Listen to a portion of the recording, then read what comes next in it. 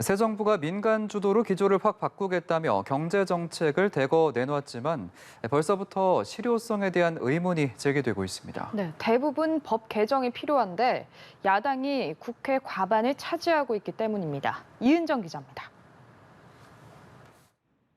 정부가 기업 감세와 규제 완화를 골자로 한 경제 활성화 대책을 내놨지만 실현 가능성에는 의문부호가 따라붙습니다.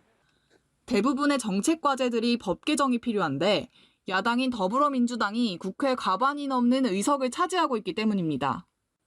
정부는 우선 국회의 동의가 필요 없는 시행령 개정부터 추진한다는 방침입니다.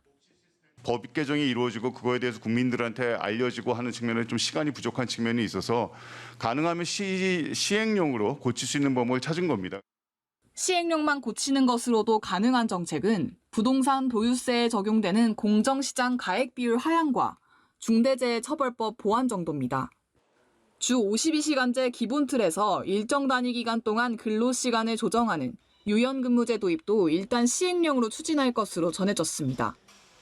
문제는 법인세 인하와 종부세 개편 같은 감세 정책입니다. 특히 문재인 정부의 정책을 정반대로 뒤집는 정책일수록 야당의 반발은 거셀 것으로 예상됩니다.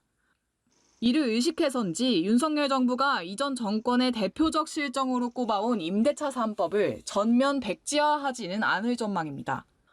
추경호 경제부총리는 한 방송사 인터뷰에서 한순간에 돌리면 또 시장이 혼란이 있을 수 있다며 당장 폐지는 어렵다는 입장을 밝혔습니다. 정부는 다음 달 세법 개정안을 국회에 제출할 예정입니다. 하지만 논의 과정에서 원안이 대폭 수정되거나 법안 통과 자체가 좌절되는 일은 불가피할 것으로 보입니다. 연합뉴스TV 이은정입니다.